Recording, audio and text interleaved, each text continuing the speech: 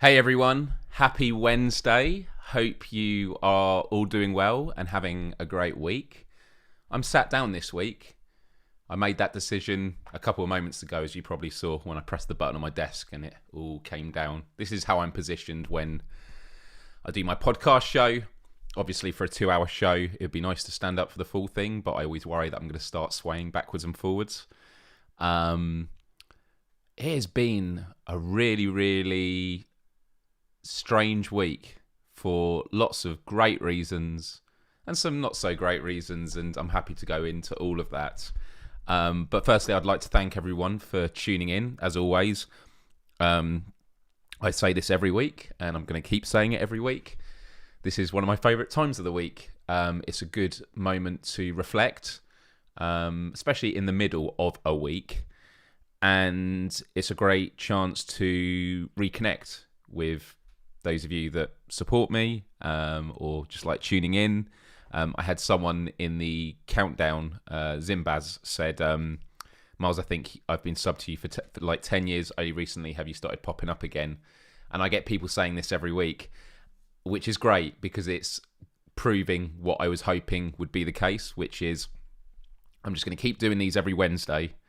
Not just for this reason, but this would obviously be a part of it. And having that heartbeat of regular content, it should start awakening this subscriber base that I've built over 15 years, which is such a remarkable amount of time when you come to think about it, like what 15, 16 years is.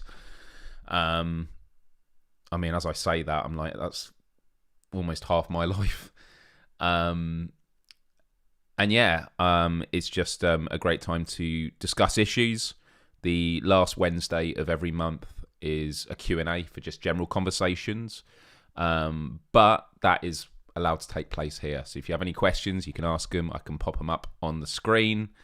Hannah said, I forgot it was a Wednesday until I got the notification for this video. So I'm glad notifications are working.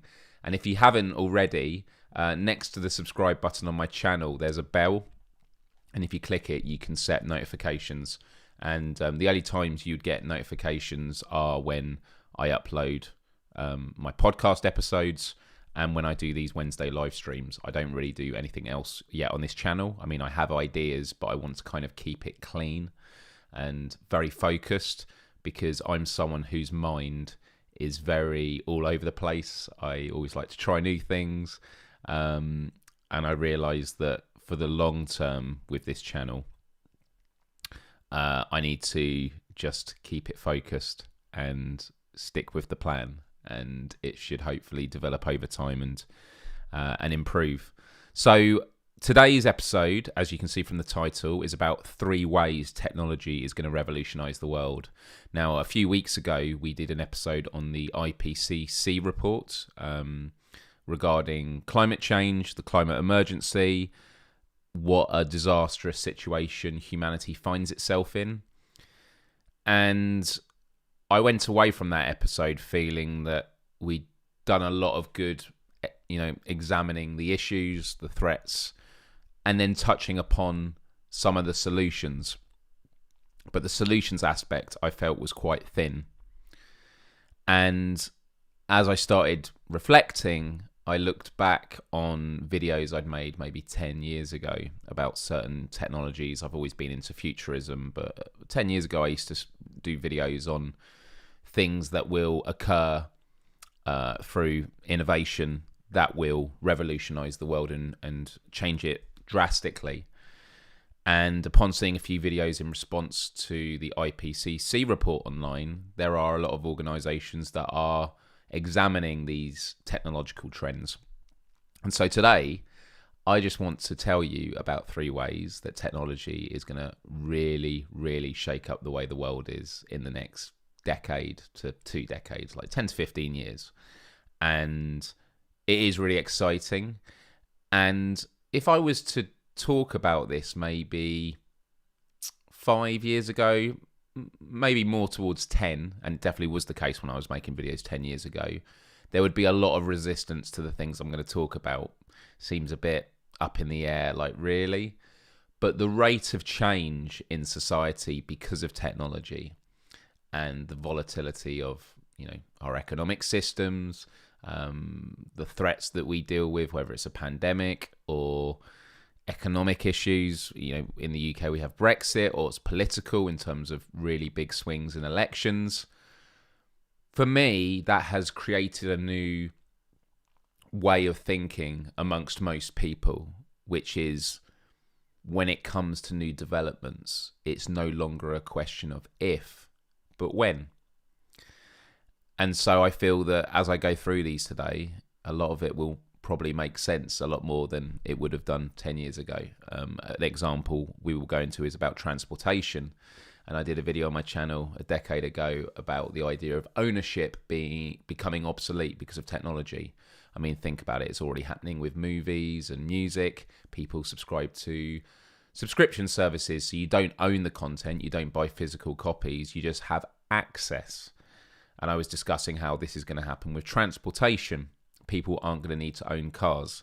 And most of the comments were like, this is absolutely ridiculous. I love to drive. Why would I not do that? And then I did the video again a few years later, and the attitudes were changed quite a bit. And I think now the attitudes will have shifted completely. So without going over parts of the conversation I'm going to have in this episode overall, I want to do a bit more housekeeping first. That's what the conversation is going to be about. And the three areas I'm going to talk about is transportation, energy systems, and food. And it gives me a lot of hope. I love this. Hey, Brian. So Brian at PSVR Without Parole is who I talk about quite a lot, because after this show, and this is actually good, this is segue into the housekeeping. After this show, at 10 o'clock my time, so in 50 minutes, I'm going to head over to my Twitch channel to play the new Beat Saber Skrillex DLC. It's because I still need to do my workout target for the day, and I thought, why not do it while you can all laugh at me flailing my arms about on camera. And then an hour after that, we then always head over to the PSVR Without Parole YouTube channel. They're in the chat there. I'll bring it up again. Definitely subscribe if you're into virtual reality or a PlayStation fan. Brian does an amazing job over there. And the only other thing I was going to mention with housekeeping is my energy levels might seem a little bit lower today. Today is officially, I say officially, my first day off in a couple of weeks, maybe a few weeks. It was meant to be yesterday, but I was finishing off my new podcast episode for the Quest for Global Empathy, and it was with Owen Eastwood. It's up now and available. And Owen Eastwood is the author of a book called Belonging, the Ancient Code of Togetherness. And he is a performance coach that works in corporate, but also he's supported a lot of the world's biggest sports teams. And he talks about how teaching compassion, empathy, and togetherness in sports actually leads to better performances. And it was an amazing conversation. Really enjoyed it. And him and I are probably going to collaborate on some projects in the future, hopefully, because we are all about how do we teach compassion within society. And a part of that is within education. But what I was confused about was the episode went up yesterday, and straight away it had 2 likes and 1 dislike. And I'm not saying this to comment on the ratio. I just found that a bit odd.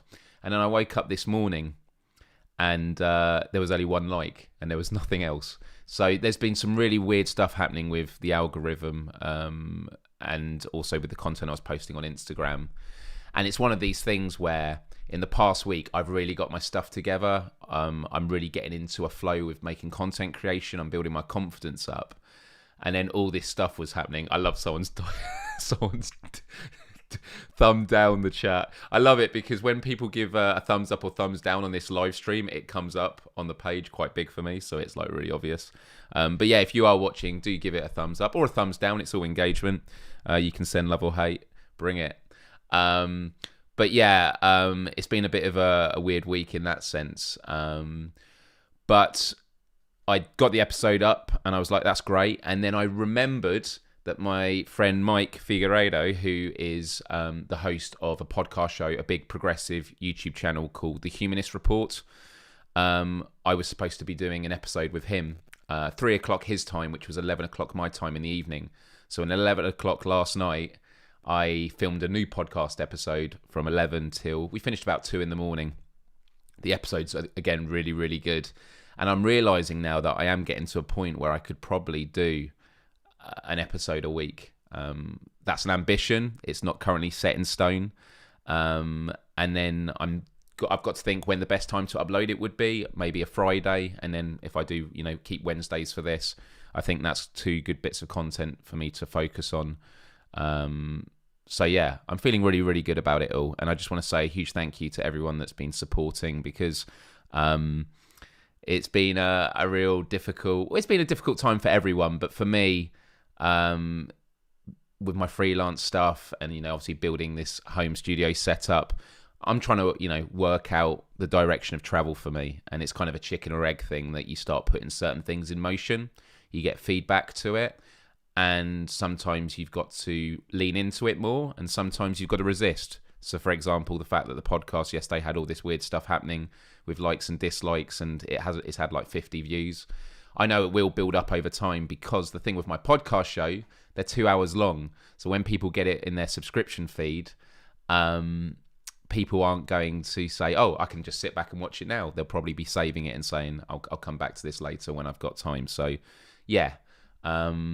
And the only other thing, was last Saturday, my band had our first live show in over 600 days. We played in London. My goodness, it was such a buzz, and with a whole new confidence with our performance. We actually used in-ear monitors, which we'd not used before, and it's made me more excited about our new release that is going to be coming out in the future.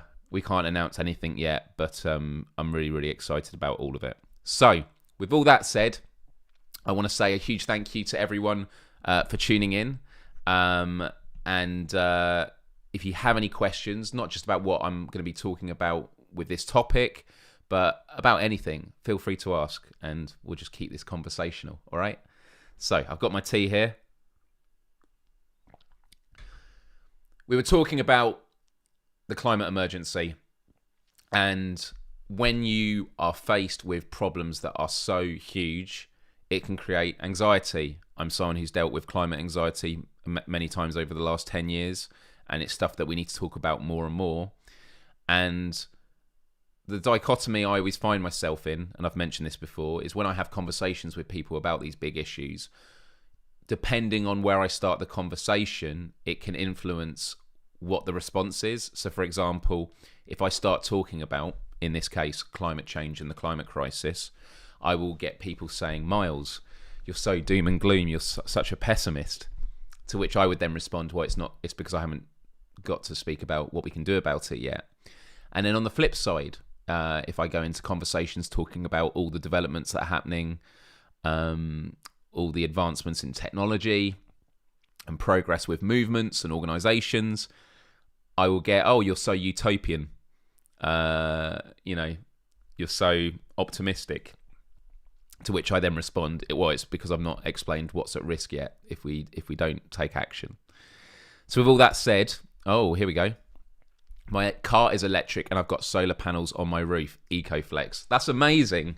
I wish that governments would start doing policy now that like any buildings that get built have to be completely renewable. And there should be huge subsidies to encourage that. I know that Elon Musk, I was talking about it on the podcast last night, that Elon Musk has developed these house roof tiles that are cheaper than regular roof tiles, and they come with a lifetime warranty, and they absorb sunlight to produce electricity.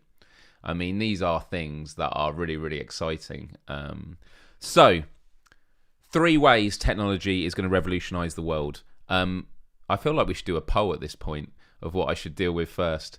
I can talk about food, I can talk about energy, or I could talk about transportation. I think I'm going to start with transportation, and you can tell me what you want me to go on to next, because I've touched upon it a little bit already, and there's already talk in the chat about cars. So, as Brian mentioned, say the word, I'm ready to sell my car. I got a new car 3 years ago because my current one at the time was more expensive to maintain than it was worth. And I was really wanting to go full electric, but I couldn't make that jump yet. And I'd always had in my mind, I'm waiting for the time for cars to be obsolete. So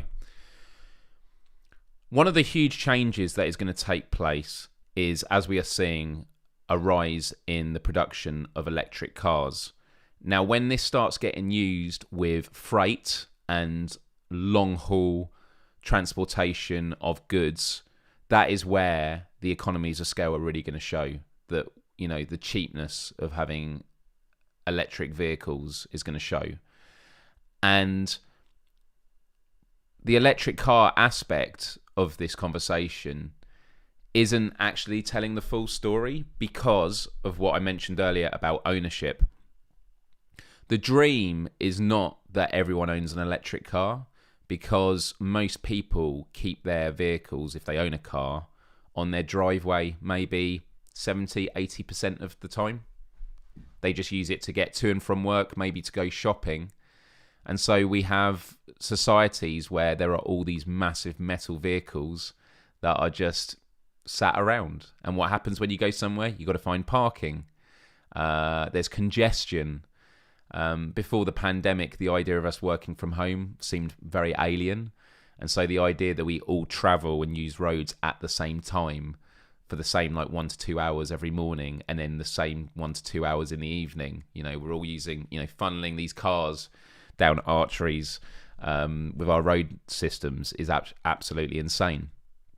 And so what we're seeing already with services like Uber, and I'm not here to discuss Uber as a company itself, but I'm talking about the system in place where you have an app, you say, I want to go here, and you get told, right, there's a vehicle here, it'll pick you up at this time, it'll take roughly this long, and it will cost this much. And there is a lot of research showing that electric vehicles are going to end up costing us about 10% of what current vehicle ownership costs now. And so what I want you to keep in mind is the future, and this is what I mentioned on videos 10 years ago, but this is going to be happening in the next 10 years. We are going to get to a point where people aren't going to need to own cars anymore. There is going to be services like Uber where there is no human driver. They're all automated. And what it means is you say, I want to go here. It will pick you up, take you to the next place, and then it will find someone nearby and then take them onwards. And that might sound pretty obvious, but there are aspects to this that a lot of people don't think about. For example, if you have a network of cars that are all autonomous, what they are able to do is communicate with each other and ensure that they are using the full variety of roads that are laid out in that area so that they're not creating traffic jams. They'll be able to calculate this car's going to be here at this time, so if I go this route, it will be quicker. And this will create a culture where when we would normally travel and drive, we're then able to use that as time to prepare for a meeting or, to do something leisurely or research. It frees us, it liberates us. And a big change we're going to see in the next 10 years is as more automated cars take to the road, there is going to be a point where there are stats that will come out that say 95% of all fatalities on the road are caused by human drivers. Now, you see a lot in the news at the moment, news stories about driverless cars causing accidents. But this comes to how the media works. I always talk about this saying about, when a dog bites a man, it is not news. But when a man bites a dog, it is news. The newspapers, the media don't report on every aircraft that lands safely at its destination. It just reports on the ones that crash and have other horrific occurrences, whether it's terrorism and things like that. That is the nature of our media. But there will become a point where it is irrefutable that human drivers are just way too dangerous. And I think about stuff like when I go to my local store, nothing scares me more than seeing someone who's in their 80s, 90s driving like this, like looking terrified of the vehicle they're controlling. Because obviously once you pass your driving test, that's it, you're set for life no matter how old you are.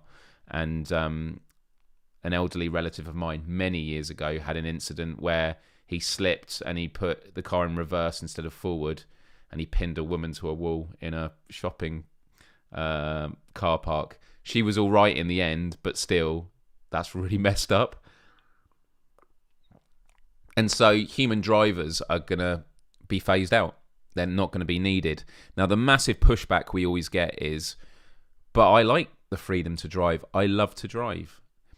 Well, you can go to a racetrack. There will still be places where you can drive. Brian will tell you about virtual reality. Driving games are only getting better and better. The way we look at cars today will very soon look like how we... will soon be like how we look at horse and cart in the past. If people want to, travel by horse, they're welcome to do it, but people go for short horse rides. And it's like these things with technology, is once you get the new, faster, better thing, you're going to be like, why did I even bother with that? Like, if you could literally say a car's going to pick me up from A to B, you don't have to worry about road tax.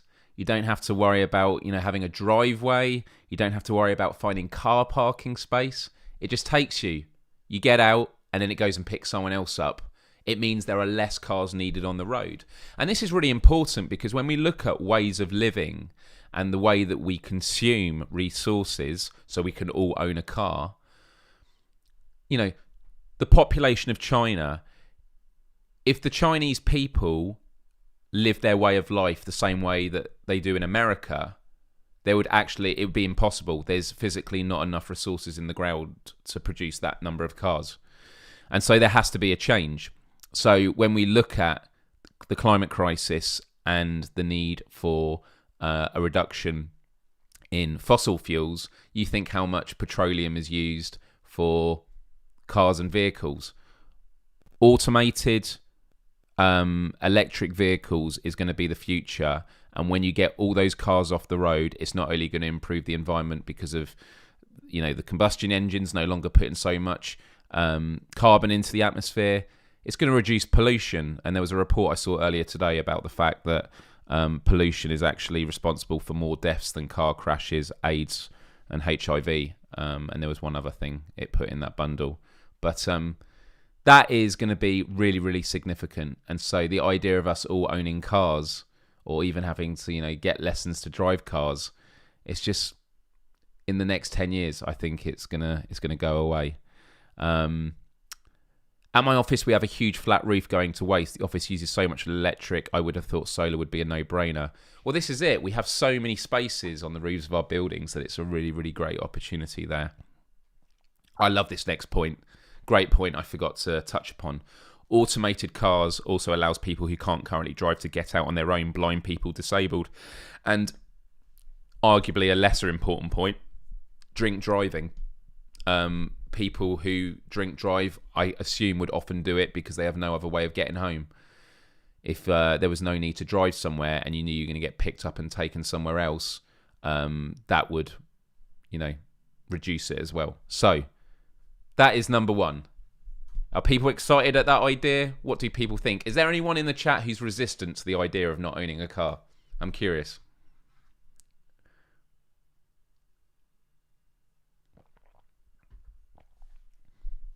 I will make way. I'll progress on to the next section, but I'm happy to respond to anything around transportation.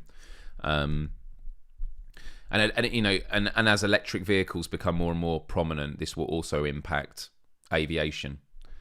It's just we're not there yet. But it's one of these things of, once it happens, it will happen very quickly. And there's going to be a real big theme in today's episode when I talk about these 3 ways technology is going to revolutionise the world, because it's all about disruption. There was a video I watched the other day which put it really, really well, which is when governments and societies plan for the future, they look at progression in a very linear line. A to B to C to D, dum-de-dum-de-dum. There's a line, it might be exponential growth, but there's a general thing. What it never takes into consideration is technologies that suddenly disrupt everything. So think about how the internet came along, and then what it did to video with YouTube. Look at how everyone's able to use broadcasting from home. What's it done to books? What's it done to movies? We've now got films that are being released online and in cinemas simultaneously. Look at what's happening with Bitcoin and currencies. We're moving towards like the gig economy. You know, all these things are very disruptive, and if they improve the way that we can function as a society, people adopt it. And what I'm saying is, in the grand scheme of things, when we look at sort of the trends for the future, we often don't take into consideration these massive disruptions that are going to completely change the world significantly. And so transportation is going to be an absolutely huge one when you think that we'll no longer need to own cars anymore. I'm still trying to get my license, so I'd love an automatic car. Well, this is it. And when it comes to ownership, the example I would always give is, and this is what I spoke about in my video about 10 years ago. I live in a neighborhood, and most people have a lawnmower. Okay? Now you might be thinking, Myles, why are you talking about a lawnmower? Well, how many times a year do you need to use a lawnmower? I mean, I have the smallest patch of grass, and sometimes the local authorities cut it. I probably use my lawnmower 3-4 times a year, if that. Okay? So do I need to own a lawnmower? Does everyone in my neighbourhood need to own a lawnmower if we're all going to be using it 3 or 4 times a year? Or do we all need to own a lawnmower even if we were using them 20 times a year? No, the idea is that one neighbourhood could share a lawnmower, okay? And yet we live in a system where, no, the lawnmower companies want everyone to own a lawnmower. That is because we live in an ownership economy. It's about accumulating capital, and it's to ensure that everyone has one of everything. But what we've got competing with it is service industries. And there are a lot of companies that are trying to do it now, like Apple do these services where you pay a subscription and then you will always get your phone updated to the newer one.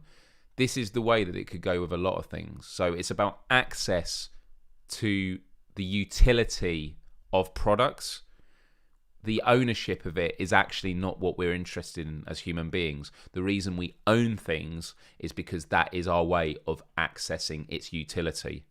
I own this pen, so I have access to the utility of making marks on paper to make notes. Do I need to own it? Yeah, because going to a neighbour or having a shared pen isn't very practical. But when we talk about it in terms of a lawnmower, I'd argue, yeah, we could probably share one. So that's transportation, okay? Secondly, what am I going to do? Energy or food? I'll do food next. So, food. Another video I did about 10 years ago, it was called The Ethical Meat Eater. And I'm just reading this, actually. If I can get an automated car, pick me up within a few minutes' notice, I'm all for it, yeah. And I own a pressure washer, but my mate borrowed it and he lent it to my other mate. Haven't seen it in 6 months. Well, there you go. There you go. By the way, I noticed that there's a lot of jittering on my camera, so I'll try not to move around too much. I don't know what's going on there. I could try and reconnect it. Do you know what? Let me just try and reconnect it now. Just bear with me 1 second, people.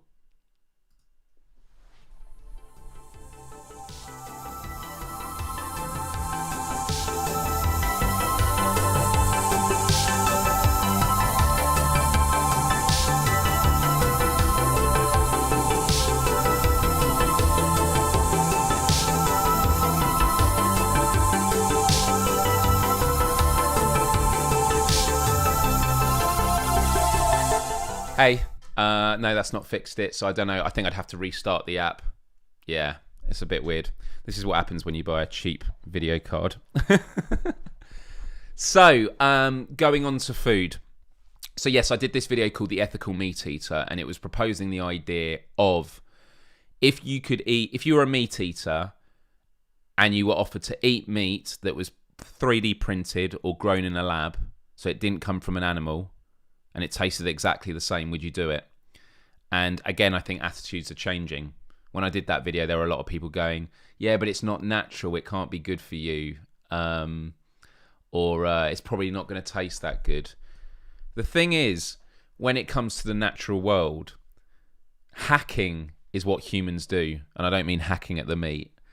I mean hacking at the meat in terms of analyzing the atomic structure and working out what are the proteins we need to produce, what makes it healthier, what makes it taste better. And then you can have systems set up that create organic molecules. And so it doesn't just have to be meat, it could be fruit and things like that. The idea that, oh, it's not natural, we literally just have like, rows and rows of fields all over land, and we grow it all outside, we harvest it, and then we pack it up and put it in supermarkets for people to touch and grab and pick up. The fabricator is a device in Star Trek where it was like a microwave. You press a button and ask what you want, and it produces it for you. This is going to be a reality in the next, I reckon, closer to 20 years. But we are going to very soon get to a point where we are no longer going to need to kill animals. And I think when people are given the choice of eating two food products, one comes from an animal that's been killed and one has been created by us, people are going to go for the one that doesn't result in animal suffering. Now, there's going to be a lot of people that might not care about it, but the fabricated food via 3D printers and lab-grown food is going to be so much cheaper than farm animals, because you have to look after the farm animals, you have to let them grow up, take care of them over many, many years. You've then got to kill them. You've then got to process, cut the meat off. You've got to then pack it and send it places, which ties into what I was talking about with transportation. So 3D printing and the production of food via lab-grown methods is going to be absolutely huge. And at the moment, I was trying to think what the statistic was, how much land, let's have a look here. It was how much land is used for farming animals.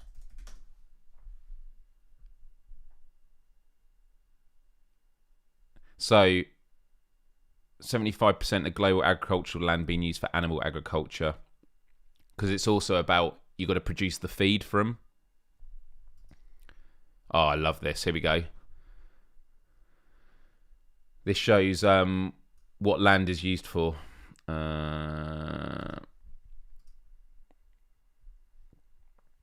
Okay, look at this. So the Earth's surface. Okay, land surface.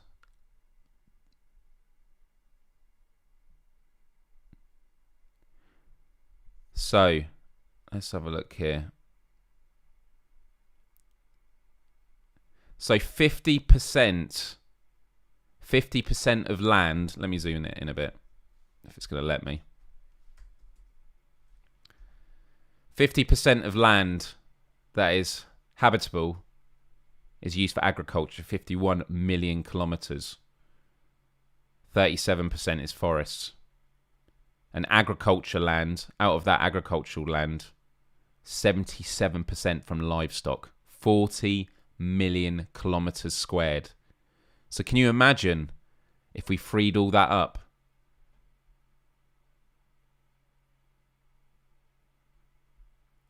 Wow. And then look, the food caloric supply for global consumption. So the point I wanted to make was that by switching away from killing animals, we would be able to free up so much land, because a lot of land gets, especially when we look at areas of the Amazon rainforest that are cut down, deforestation, they use it for grazing, for cattle, and then once they've grazed, they move on to the next place and the land is destroyed. And there's some people that think that when it comes to land, you can just start planting stuff there and it grows. It's like, no, you need nutrients in the soil. It needs to be taken care of. And once land becomes desolate, it's very hard to restart that process again. And so the tens of millions of square kilometers of land that could then be used for growing trees and forests which could then absorb a lot of carbon. And this is the thing, is when we have this conversation, a lot of people say, oh, it's all about planting trees. Planting trees is a part of the issue, but there is no point doing these things that like absorb carbon when you're not reducing the amount of carbon you're producing in the first place. Yeah? So that's really, really important. So that's number 2. So there's 2 issues we've dealt with there. So everyone in the chat, have we agreed that we would prefer automated cars that just pick you up and take you wherever you want? You don't need to own a car ever again? Are you still free? I agree. I think you're freer with that, because you're not lugging around a car wondering where you got to park it and stuff like that, okay? So, number 1, in the next 1 to 2 decades, we're no longer going to own vehicles, okay? And number 2, in the next 10, 20 years, we're no longer going to kill animals for food. We will produce food, arguably we'll produce vegetables and fruit via 3D printing and lab-grown methods. Yeah? I think that's really exciting, okay? And when I think of farming, I think about the absurdities that we live in a world now where farmers have to, like, it's amazing what farmers do. They have all this land and they have to, like, you know, plant the seeds and then, like, go on their tractor and, like, you know, cut it all up and then harvest it. All this, when actually, and this is something I used to talk a lot about, and I'll bring it back on screen, is vertical farms. Has anyone ever heard of vertical farms before? I mean, the images that you get from it are amazing. Check this out. Vertical farms, okay? There's a great documentary that I spoke about in a previous episode about the Arctic and people that go there. And like, look at these vertical farms, okay? Now, this is a great example where people push back and talk about, oh, it's not natural, yeah? Vertical farms, it's not natural, as opposed to being in a field. But it's like, vertical farms is just like a field, except that they're layered upon each other, okay? But the other good thing about vertical farms is you are optimizing nature. Because what do plants need to grow? They need sunlight. They need nutrients in the soil. They need water. They need to be at a temperature that is optimal. You know, currently humans, we are at the mercy of climate, where in the world things are. Where in the world certain goods are produced all depends on the climate, and that is going to become more volatile due to climate change. So with vertical farms, I mean, people have greenhouses, you know, in their gardens for growing. Well, these are just massive greenhouses. Look at all this. But you know what? The ones I like the look of are these ones. These are like vertical farms of the future. Because when you think about how much land you will need of farmland, how much space you will need for farmland. Let's say, I mean, I'm going to talk very, very in simple terms here. It's like you could literally have 20 square kilometers of farmland, which could actually be put into one skyscraper. And you're optimizing it. You know that everything is getting, you can measure it with technology, and you can actually install robots that do the harvesting, okay? So I'm telling you, vertical farming is the future, and I'm glad I could give an illustration of this, okay? This is really, really exciting. I mean, look, I love this. They got a cow. They got cows in the field. Do you know that argument people use against going vegetarian or vegan? Oh, but if we stop eating cows, they'll just die off because they won't be needed anymore. Oh, yeah, so we should just keep breeding them and let them suffer. And by the way, I've mentioned this before. I'm not vegan. I'm not vegetarian. I eat a lot of vegan products and vegetarian ones. I think cheese is like the only thing that I really struggle with. But cheese is getting better in the vegan way. So, yeah, I'm not... I wouldn't say I'm a hypocrite. Like this, I think this is one of the things that are used to disparage people that want to better their world. So, for example, I have an Apple phone. So if I'm talking about like human rights, and people start saying, "Oh, but you buy Apple where there are people in tough working conditions producing the phone," you're a hypocrite. It's like, I would argue, yeah, I am a hypocrite in a lot of ways of life. I live in a system that I don't agree with. That might make me a hypocrite, but that doesn't stop me from wanting to use these tools to try and make a difference. Yeah, that's how I feel about it. No worries, I missed you. You've probably already gone, but I really, really appreciate it. Thanks for stopping by. So yeah, vertical farms. Vertical farms are really, really good. Cool. So we've spoken about these two things. This leads us to number 3, which is energy. What do you think I'm going to talk about when it comes to energy? Definitely look them up. Definitely look up vertical farms. Excuse me. I had a hiccup then. So when it comes to energy systems, I think this is going to be the most drastic change to society in the next 10, 20 years. Energy production is only getting cheaper in green renewable spaces. Fossil fuels, there's something called peak oil, and it's the idea that the more oil you take out the ground, the more expensive it is because you have to drill deeper. And then there was fracking that was found, fracking being a method,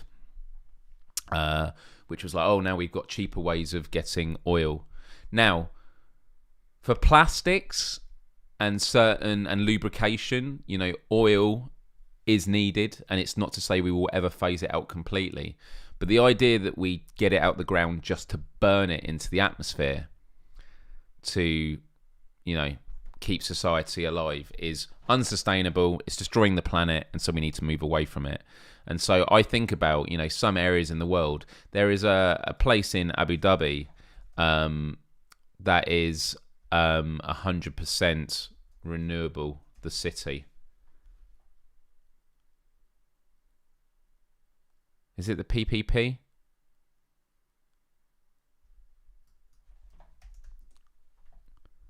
Mazda City is a planned city project in Abu Dhabi in the United Arab Emirates designed by British architectural firm Foster & Partners. The city relies on solar energy and other renewable resources. Though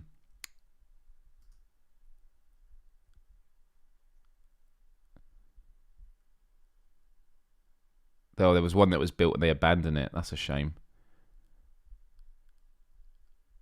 And it charges your car because it's electric cars. But anyway, not getting too distracted from there. So when it comes to energy, this is something I've always spoken about and probably sound a bit crazy when I mention this, but bear with me. I already mentioned how the internet has totally changed the way that we access media, movies, music, information. Once upon a time, I used to have to buy a CD for my computer called, what was it called? Microsoft Encyclopedia? Wasn't that what it was called? You got a little disc and you put it in, and it had the Mind Maze game. And you could, it was like Wikipedia, but you had it on a disc because there wasn't the internet. And it's crazy to think now that we live in a world where you can just go online, search any question, and you get video tutorials and everything like that. That was such a disruptive thing that revolutionized the way that we access information. It's happening now with the monetary system, with Bitcoin and cryptocurrencies. Well, I think, and I've thought for a while now, it's going to happen with energy systems. Now, I am someone who is a supporter of a concept called a resource-based economy. Now, I am not someone who feels a resource-based economy is something we decide we want to do and then we do it. I think it is an inevitability in post-capitalism. And let me explain why. As technology improves over time, it is going to become better. Better is a terrible word. It's going to become more and more effective at analysing what is the demand of the population and how do we supply those demands and meet equilibrium. The current way we have a market is price is determined by supply and demand. When demand goes up, the price goes up. When you start supplying more and scarcity goes down, the price goes down. So, I believe that with technology, eventually we'll get to a point where we create an abundance. And touching back on food, I'll give this example I've always made to explain it. Have you ever been to an all-you-can-eat buffet? Okay? I have. I think we all have. They're great. To a certain degree. You always regret it afterwards, okay? I'm talking about like a restaurant, not an all-inclusive hotel. I'll get to that in a moment. If you go to an all-you-can-eat buffet, what do? You sit there, you look at the menu, and you pile up your plate. And why do you do it? Because you want to make your money's worth. You're like, I've paid this, I want to eat as much as I can. Yeah, I'm going to eat all this. Bit of pizza, bit of Chinese, bit of fondue, everything, yeah? Love it. Love it. Now, have you ever been to an all-inclusive hotel where the food and the drink is covered for, let's say, a week, or say 2 weeks? Say you go for 2 weeks. I have, once in Turkey, loved it. Is your behaviour the same as visiting an all-you-can-eat buffet for a one time? My argument is not, and this is why. When you're in an all-inclusive hotel for 2 weeks, the first time you sit down and eat, you might be like, yeah, pile up my plate, want to make the most of it. But what I would argue is, over those 2 weeks, you actually end up to a point of equilibrium, because you're no longer living in an environment where there is a feeling of scarcity. There's all the food you could possibly want there. So what do you start doing? You start behaving and eating just what you need. Now, you might overindulge generally, but you're not going to be piling up your plate and like hoarding, which is what we tend to do when we go to all-you-can-eat buffets. And it's because over a longer period of time, you are comforted by the fact that there is access there. This term access I keep mentioning. Okay? So, imagine we're not talking now about one day all-you-can-eat buffet. I'm not talking about, and people who are just joining the chat, you're probably thinking, I came here to find out about technologies that are going to change the world, and we're talking about buffets. I'm not talking about an all-you-can-eat buffet for one day. I'm not talking about an all-you-can-eat buffet for 2 weeks. What about an all-you-can-eat buffet for your entire life? Can you think about that? Now, what you might think is, but isn't there going to be just so much waste and food if food was just always available? Well, with systems theory and technology, what it would be able to do is monitor everyone's eating habits. It will look at what is the demand, what are people purchasing, not purchasing, but grabbing. And it will be able to ensure that these vertical farms are producing enough food to cater for the demand. Okay? And that is what will happen. And so what you find is there will be less wastage. Everyone won't need to own a fridge. Everyone won't need to hoard food that probably goes to waste. We waste so much food because we buy it and then it goes off. Food is readily available. I mean, quite often, I don't store stuff in my fridge. When I want to have dinner, I have to walk down to my store, so it gets me out of the house. I get what I want, I come back, put it in the fridge, and then do it. And it was like, well, I could just use the fridge freezer at my supermarket. Obviously, it's practical to have a fridge freezer at home for things like milk. Every morning I wake up and want to have a cup of tea. I don't want to have to keep going down to the store to get a little carton. Now, tying this back into energy and the idea of a resource-based economy is, as we all start producing our own energy with solar panels on our roofs or wind turbines, we will then be democratizing energy systems. Now, currently, we live in a monetary system that is built upon a fossil fuel economy. It all feeds back to fuel and oil. But if we're producing our own energy, and you've bought the solar panels and you're producing it, and it gets to a point where we have the technology where you can feed it back into the grid and get paid for it, that means we are liberating people where we no longer need money anymore. We might go towards a credit system in this sort of middle ground, but this is how we sort of transition to a resource-based economy. Because my dad, for example, has got solar panels and he's got a battery, and when they produce too much, like to store, he can feed it back into the grid. But the amount of money they give him compared to what they would charge for him to take from the grid, it's a rip-off, and that needs to change through government policy, no doubt.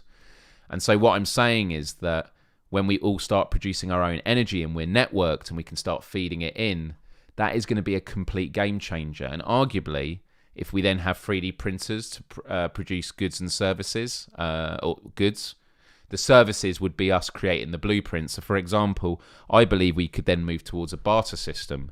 So let's say we all have on our desks a 3D printer, and let's say I want a stand for my phone. I go online, I download a blueprint, print it off. Oh, thank you very, very much. I haven't paid for it. I've just used the energy that was needed for the resources. But maybe I'm really good at designing mugs. So I design a mug that I upload online and people like, and they download it and they can enjoy it. And we could end up creating an economy that is based on sharing not just ideas, which is what we currently do with the internet. We share skills, which we currently do on the internet. We share services, which we do on the internet. We often help each other. We don't always charge for it. And why do we charge for it? Because it's for living costs. And what are living costs? Well, I've already mentioned food, which would be covered. Transportation, I mentioned, would be covered. And energy bills, for cooking, heating, cleaning water filtration. Can you see what I'm saying now with these three topics? So for me, in the next 10, 20 years, as we move away from the ownership of vehicles and we have fully autonomous cars that pick you up and take you to where you want to go, when we start having fabricated food that doesn't require on a reliance on the slaughter of animals or even using mass amounts of land for growing vegetables and fruit and crops, that will be hugely liberating. And then finally, when we are all living in homes that absorb the infinite energy that is coming down on us through sun, wind, geothermal energy from the earth, that will liberate us again as well. And all these things will have drastic improvements to the trajectory that we're going on with climate change and heating up the Earth's atmosphere. Now, the big caveat is, yes, I believe these disruptions are going to happen. Yes, I believe that it is the direction of travel for us. But I also believe humans can be incredibly complacent. And if we are too complacent, we might allow this transition to happen way too slowly, at which point we have a planet that is not able to even to sustain that kind of way of life. I mean, we're seeing in parts of the world now where cables are melting and, tarmac is buckling, train tracks, the buckling of the train tracks as well, because of the heat. Well, if the world keeps heating up, it could get to a point where we're not able to build the infrastructure to support civilization, and it's too late. And so the reason I talked about this today is to kind of reinforce what I mentioned at the start, which is in many ways in life, it is no longer a question of if, but when. And I think that the changes we're going to see with transportation, with food and energy systems is going to be absolutely remarkable. And it gives me hope. And seeing some videos the past week about this made me reflect on my own musings from over the last 10 years, and especially the stuff with the Zeitgeist movement and things like that. It has made me realise I shouldn't be so doom and gloom. Now, it's not to say we just rely on the technology, because technology is a very neutral thing. It's all about the application.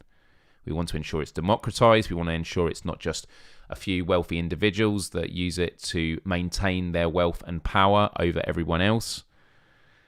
And then hopefully we will be moving towards a better world. So with that said, hopefully this was a coherent episode. I want to thank everyone for tuning in. It's good to see Adam here.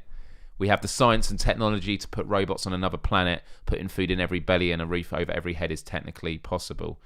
Well, it's always the thing, isn't it? About, I think we produce enough food. We produce enough food for feeding the world 3 times over. So it's not that we don't have the amounts of it.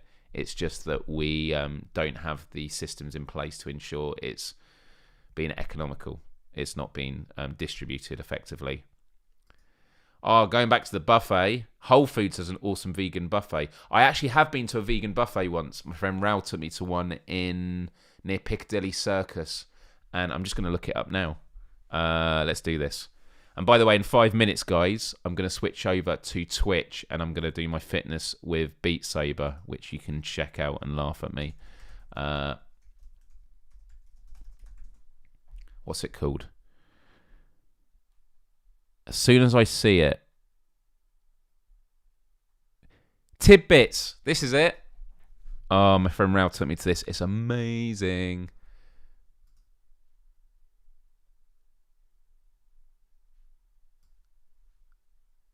Oh no. Has it closed?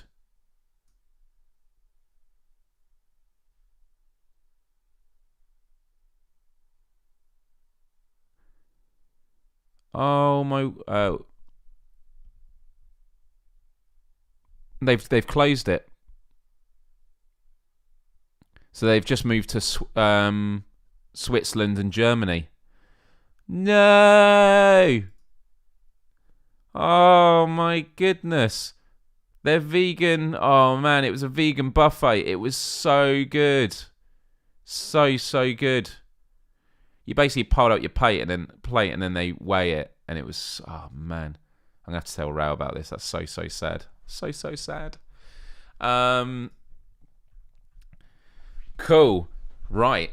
So yeah, any questions before we tie this up? Because this always overruns a little bit, but today, because I'm exhausted, I've got a really sore throat because I've been talking so much yesterday with the podcast and everything else. I need to take care of my voice. That tea is great. And everyone watching, I do hope you go and check out my last video on my YouTube channel with Owen Eastwood. Please do give it a like. It'd be really helpful. And comment with your thoughts afterwards. It's the first time I've published a podcast episode not in premiere mode. So premiere mode, what it does is it says it's coming out at this time, and then when it happens, it sort of live streams it. But the good thing about it is everyone can watch it together and comment at the same parts of the conversation. But then when it finishes, it publishes it, and all those comments aren't in the comments section. It's separate. So it always looks a bit empty afterwards. So I thought this time I'll just make it go live. But I worry that, I don't know. I'm just trying to work it out. What are my thoughts on wind farms? I like wind farms. I mean, I don't think they look ugly. I mean, it's always that thing, isn't it? People are fine with them until they're like in your back garden. It's about taking a holistic approach. So wind farms are great, but they need to be used with solar panels. I even have an argument that I think nuclear energy still needs to be something that's entertained, but fusion is making leaps and bounds. Hydrogen reactors. So yeah. And what do I do to reduce my carbon footprint? I try and I don't drive to the local shops anymore. If I want to get something, I have to walk it. So I do things like that. I'm working from home. I think my carbon footprint has gone way down because of the pandemic. But there are definitely things I should do to improve it more. But the carbon footprint thing, in some ways, has been done as a con by the biggest polluters. Because then it goes back to personal responsibility, which is important, but we can all be personally responsible, and the planet is still going to die because of the top 100 companies that are absolutely destroying the planet on an industrial scale. So you got to sort of put it in the balance that way. So yeah. Finally, I'm just having a look here. So guys, PlayStation VR without parole. I'm getting Brian's message. Here it is. PSVR without parole. I am going to be in the chat in an hour. Great, guys. I was a co-host on an episode 2 Fridays ago. and had an amazing time, honestly. Brian and AJ and Dave, the whole team, I love them so much, and it's a really good community. And it definitely deals with my gaming itch that I want to do more gaming content, and I feel like PSVR Without Parole is a great platform for it. So I run their Instagram and occasionally jump in the co-host slot, which I really enjoy. But that takes us to what's happening next, which is twitch.tv/Myles Dyer. Now, what's going to happen is I'm going to be here, twitch.tv/Myles Dyer. I'm going to be there in 8 minutes' time at 10 past the hour. Who's going to be there? I'm going to wear in-ear monitors, and I'm going to have a text bot. So anyone that types in the chat on Twitch, you will, I will hear you.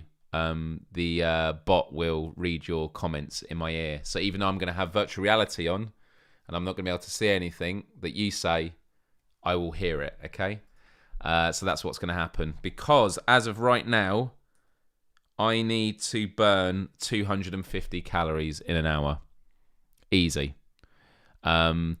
Beat Saber have just released a new DLC. And for those that don't know what Beat Saber is an awesome game where you slice blocks. Here we go, look.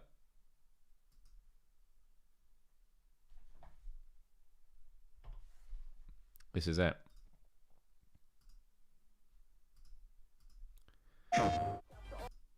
So this is what it's going to be. All to the music. But on my live stream, you will see me in a box like this, playing my arms out, okay? That way. So, with that said, I want to say a huge thank you to everyone that has tuned in. I've really enjoyed it today. Also, last thing I'm going to mention regarding my podcast show. So a new episode will be up next week. I'm really driven to get more guests on, but I've revamped my Patreon subscriptions. There are 3 tiers now. Quest Bearer, that's anyone that just wants to donate £1, $1 a month. The Backstage Pass, though, this I hope I get more people signing up for, because for as little as £4 a month, or for I think $5 it is, whenever I do a new episode, I live stream it like this, and only people with the Backstage Pass can tune in.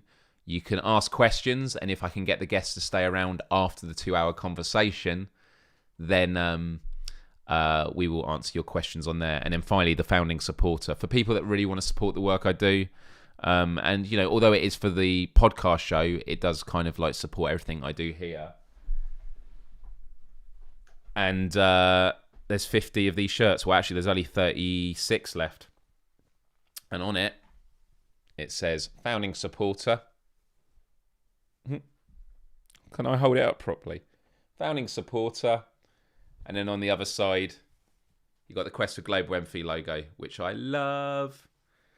So yeah, I'm feeling really good about it. Man, if I can end up doing an episode every week, it's going to make me so happy, because it's just been such a struggle to get this podcast up and running. But I think we're really working towards something. So yeah, I'm really, really happy about that. So anyway, I said it was going to be at 10 past. It might be a few minutes later. So I'm literally going to turn this off. I'm going to put my gym stuff on, go downstairs, fire up my laptop, and I hope to see you there, okay? So twitch.tv/Myles Dyer.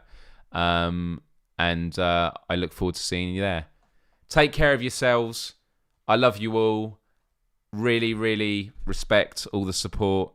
And it's great to have conversations like this. And I hope I will see you next Wednesday. So, as always, love, respect, empathy, and have a really, really great and wonderful week. Much love.